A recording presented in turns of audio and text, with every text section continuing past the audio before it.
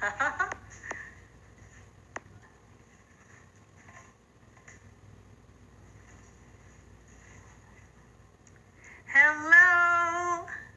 I think we're on. Is it working? Ooh, I think it might be. Hey, Kim, how are you? Yay. You can see me and hear me? Woohoo! That's exciting.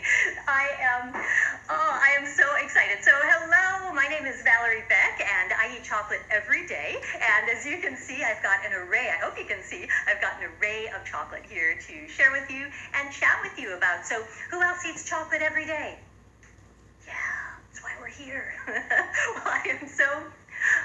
Oh, I see Kim saying that you can hear me and I'm looking good. Thank you. Here's the burning question. Should I cut my own bangs? Okay, we'll come back to that. So I'm super excited that I get to share with you some thoughts today as part of the Stay Home with Chocolate Festival that is running in support of craft chocolate makers and the craft chocolate community. So my topic for you today is about women because Mother's Day is next weekend. So I get to share with you some ideas about women who make chocolate, women who eat chocolate, women throughout cacao and chocolate history, and put together some gift ideas for you and also talk about some of the really colorful stories that have gone on with women throughout chocolate history. So we are talking about chocolate for women, by women, and why women, and we're going to pull that all together. So far, so good? Well, before I jump into that, I should tell you a quick little bit about me. Yay, I see my team. I see all kinds of lovely chocolate lovers. So as you know, I eat chocolate every day. And as you may know too, I've had a variety of chocolate themed businesses. And right now my business Chocolate Uplift is about uplifting people and planet through craft chocolate, through bean to bar chocolate.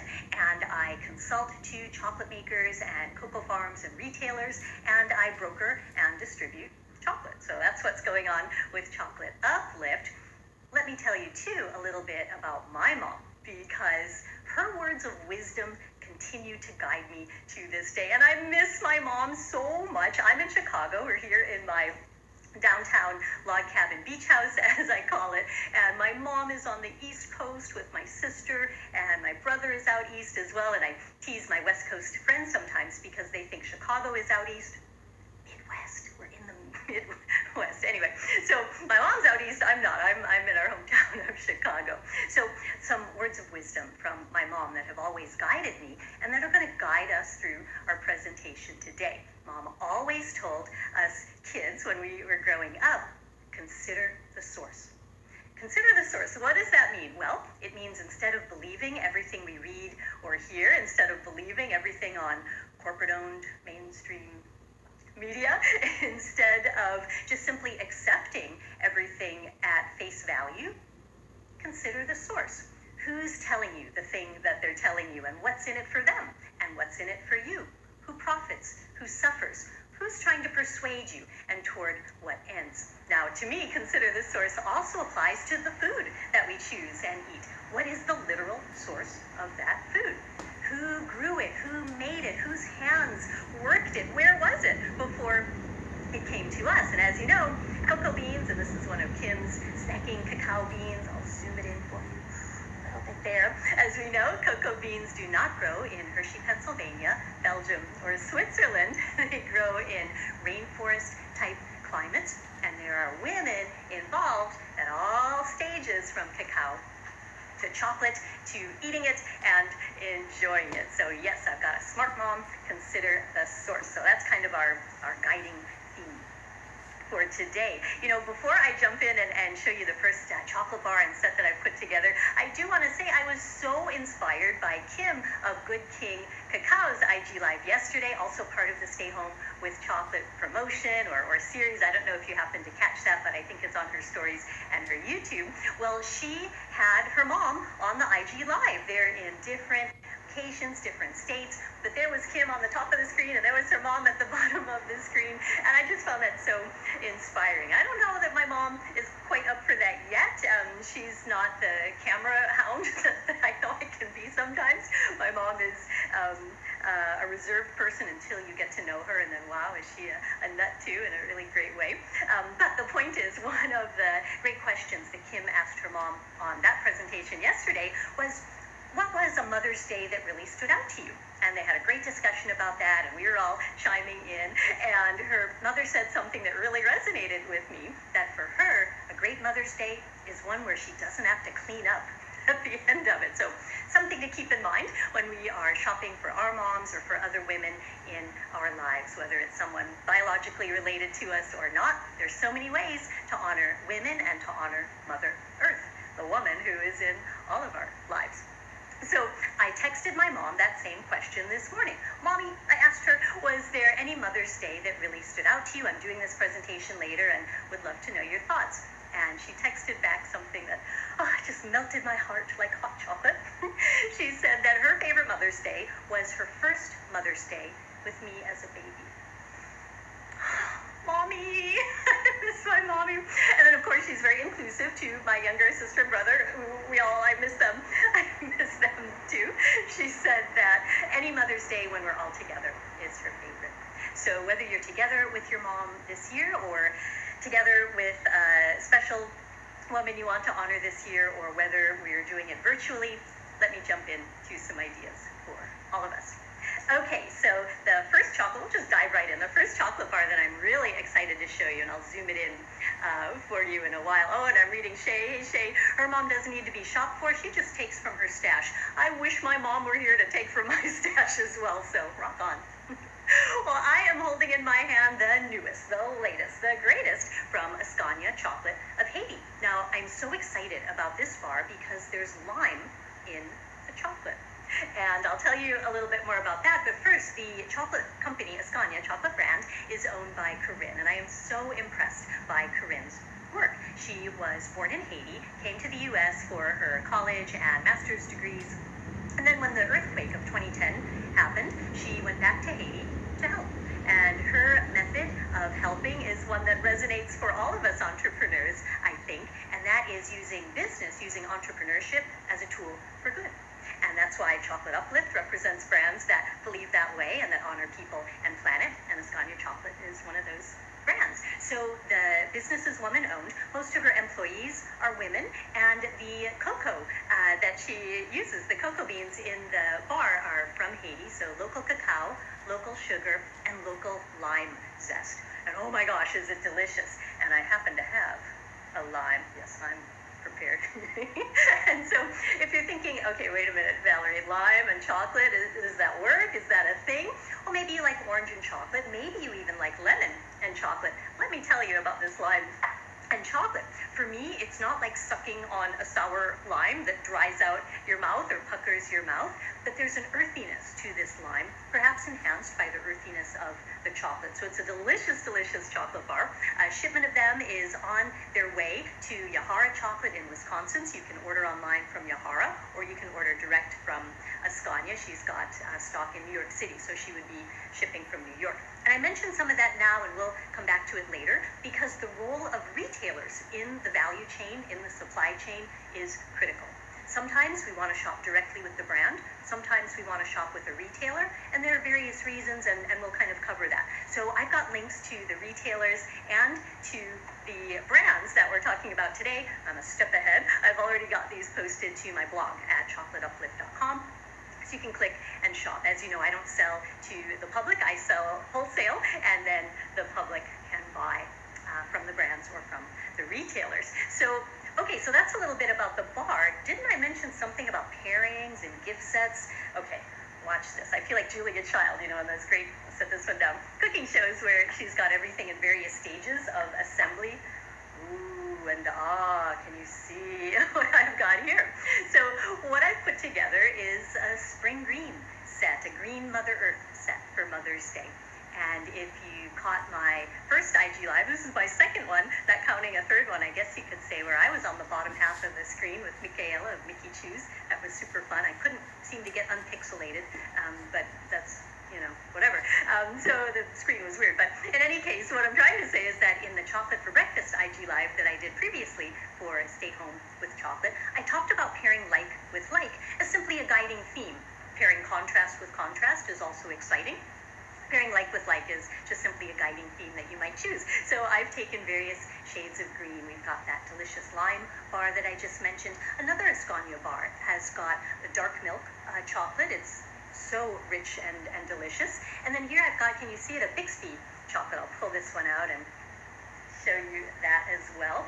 Bixby is a great woman-owned brand in Maine. Chef Kate is amazing. She decided she didn't want simply, I get enthusiastic, she didn't want simply to be a chocolatier who bought other people's chocolate of unknown heritage, possibly slave labor heritage when you're buying bulk cacao, as we see 70% of the world's chocolate comes from child slave labor tainted cocoa beans. Kate didn't want any part of that. She decided she was going to make her own chocolate, and so now she produces chocolate bars as well as couverture for her own bonbons. So bean to bar and bean to bonbon.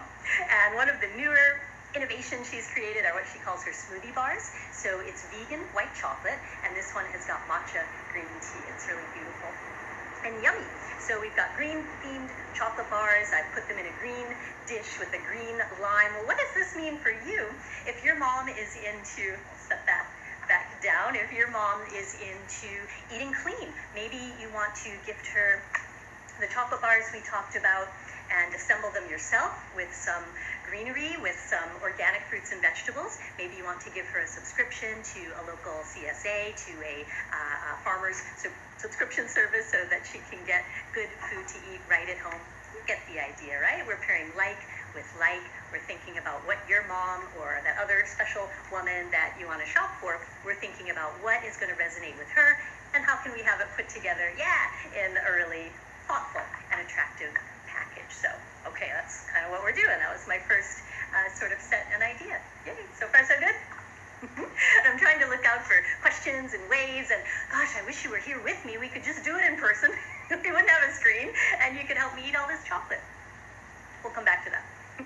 Okay, so Ascania chocolate. So let's go. My mindset is to keep me a little bit organized and give you that track to run on as well, to go alphabetically. So after Ascania, and we worked in Bixby, that's A and B, shall we put in our next B, Lulu Cacao. Can you see that one?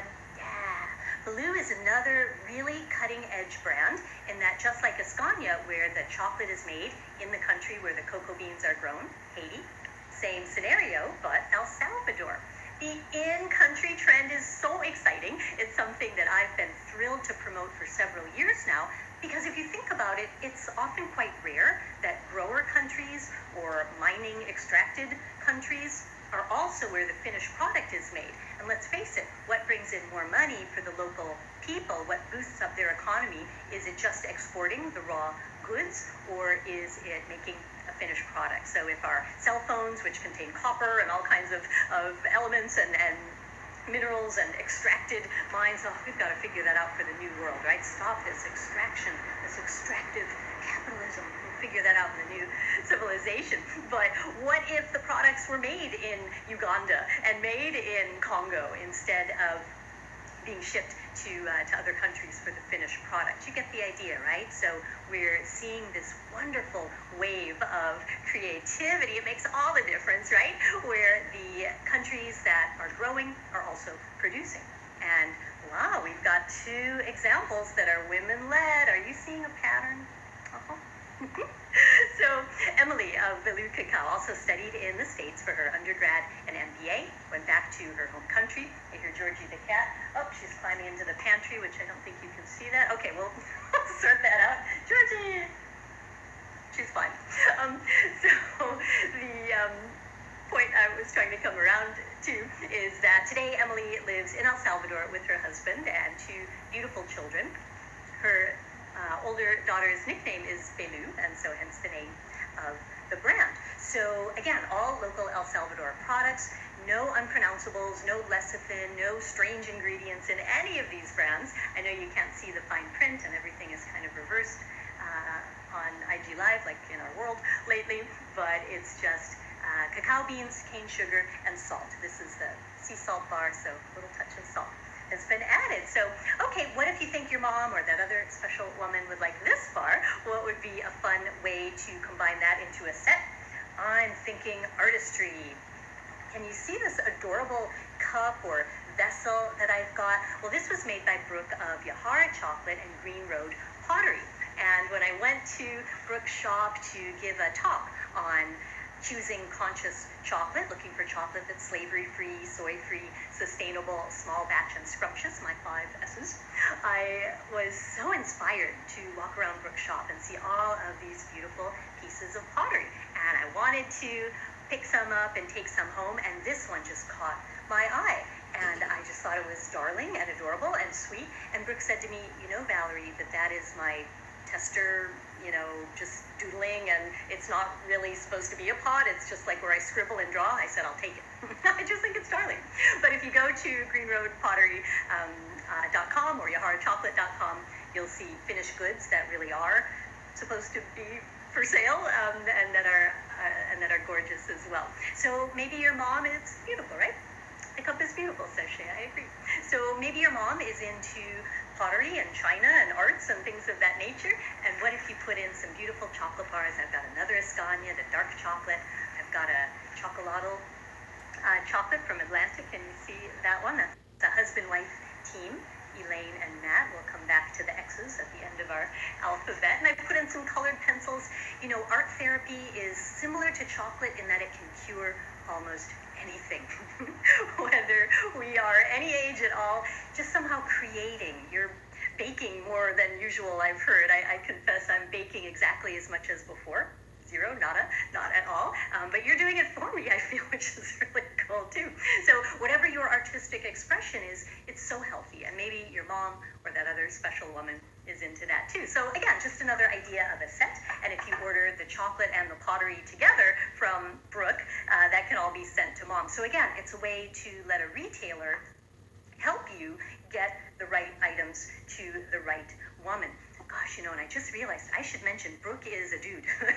Brooke is not one of our women-owned retailers or businesses, and that's okay. We love the men who love us, and we love all, and all love us, and it's all good. So Brooke is just a wonderful gentleman who will take care of some of your gift needs. We're good, right? Okay. So the a creative way to give chocolate. Thank you for saying that. It's all about just using our own creativity and thinking again about what would mom like, or what would that other special woman like. Well, now the final thing I wanted to mention about Lulu, the lengths that Emily had to go to get this chocolate from El Salvador to the States. The chocolate just arrived yesterday. The newest wave for distribution just arrived yesterday via DHL. And you cannot buy it directly from her. Shipping from El Salvador direct to your address would be very costly in any case, but especially with the current restrictions. As I'm speaking and as you're listening live, we're in the midst of the pandemic, pandemonium, panic that is collecting the focus of pretty much every country on Earth. And so for Emily to get this chocolate to me so that I could get it to Brooke so that he could get it to you, she had to use 2 of her weekly passes to leave her house. Yes, in El Salvador, you are not allowed to leave your house, except for one person can leave the house 1 time a week with a note from the government. And this is usually for grocery shopping or something else that is deemed essential by the government. And so we're so excited, all of us, to participate and let these bars get from El Salvador to the States so that we could all enjoy them. Emily used 2 of her vouchers, and I'm like, Emily, do you have groceries? Will you eat? And of course, she's incredible and was able to arrange all of that. But again, I wanted to share with you the lengths that women in chocolate go to get the chocolate out, the lengths that we are all going to take care of the people that we care about, and to celebrate Mother's Day, and to celebrate Mother Earth, and to keep going forward. So, Lulu, Cacao. And Brooke, by the way, will have a variety. I'm holding the salt bar in the little gift set here, but if you go to yaharachocolate.com, you will be able to see, as soon as that gets up, the variety that Brooke has. Okay. Gosh, how are we doing on time? I meant to set a timer. If you know what time it is and you want to let me know, there's a glare on the clock. Oh, I think it's about 20 after the hour. Okay. keep me on track if you'd like to when I when I give talks. Sometimes I am often grateful when there's a timer, somebody in the audience who's good at keeping me on track. And yeah, Emily's doing really well. Thank you so much for asking. I'm reading some of the notes coming in. She and her family are hanging in there. It's hard though, right? For I don't want to say for women in particular, but maybe you've noticed too that sometimes a particular burden falls on women depending on the situation. For example, do you feel like you've cooked dinner about 795 times just last week? So, that's actually a not bad segue into one of, yeah, that's correct, right, Sana? Yeah. Ooh. So what are we going to do about that in the new civilization? I've got an idea. As Elizabeth Warren, why is she not president? Okay, I'm editorializing. But as one of our local U.S. politicians says, I've got a plan for that. She has a plan for everything, which I personally love. But so in any case, just what if we were able to develop a way of life that involved empathy and equality and logic and love? And to me, beautiful bean to bar chocolate exemplifies that, because it's not about exploiting workers, it's not about exploiting Earth, it's about uplifting people and about uplifting planet. So we've got the pieces in place, I think, in our world to create a better way, and we have the opportunity to do that. Okay, so that's my little editorial there. Why not? So, okay, I'm just looking because, yes, there was a story from history that I wanted to share, and then we'll jump into some more of the exciting brands that I've got for you. So we're talking about women in chocolate, women chocolate makers, women chocolate eaters. Travel with me in your mind, if you would, to the Maya world. So we're in, say, El Salvador, Guatemala, Central America region, where cacao has been grown for, looks like about 4,000 years. And now imagine that Columbus and the Europeans, the Spaniards, come over, and Portugal was involved in exploring. I see we've got our team in Lisbon. So we've got European exploration and European colonization of the Americas. And so what the Spanish found when they came to this side of the planet was a very intricate and well-developed system of cacao cultivation and chocolate enjoyment. And not just chocolate enjoyment, because chocolate was not only this amazingly delicious drink at that time, as you know, that people would just love to taste, but chocolate was also medicine. Chocolate was also ritual. Chocolate was also used to prepare for a long voyage or a battle or something requiring strength. We've got good king snacking cacao called strength. It's all connected. So when the Spanish came, they found this system of cacao and chocolate set up. Now, let me ask you this. Who was making the chocolate? Who was cooking it up in the kitchen and mixing the ingredients and making everything taste delicious? Who was it? Women! And who were the chocolate pharmacists that we talked about in the prior IG Live, who were using cocoa beans and using chocolate as ingredients and elixirs to mix in a special way with special other ingredients to cure whatever needed curing? Who was basically the doctor of the house? Who was the first aid provider of the community? Who had the knowledge, the botanical, plant pharmacological knowledge to put this all together? Who was it? Women! And so when the Spanish wanted to exert control over the region, who did they often target? Women. So, women, you got it, and I'm glancing, yes. So the just sort of outrageous story that I thought I would share again to illustrate that women will get it done, and women will take care of what needs taking care of. Women were the ones who were producing chocolate beverages and chocolate medicines for the population. So when the Spanish wanted to control that, they brought in the Spanish Inquisition, which was basically a fascist bureaucracy for, I don't know, sort of lack of any other sort of term, that would sit in judgment of people who were accused of subverting society. So one example, as I was reading about this, that stood out to me, and this would be maybe about the 1650s in our calendar. So a man, maybe in his 30s, discovered that he was having, let's just call it quickly, male troubles, and he also discovered that he was strangely compelled to make chocolate for his wife and serve it to her instead of the other way around. usually the woman is making the chocolate for the man in those days. So he thought this could only be because of witchcraft, and he denounced her to the Spanish Inquisition, who put her into prison. So wait a minute. This was all blamed on a woman. And if you sort of, again, consider the source and get the story behind the story, doesn't this sort of sound like fear of science, fear of botany, fear of knowledge of plants, fear of women's work? These are nothing to fear. These are something to be celebrated. The power of the plant, the power of the woman to heal and to enliven and to inspire.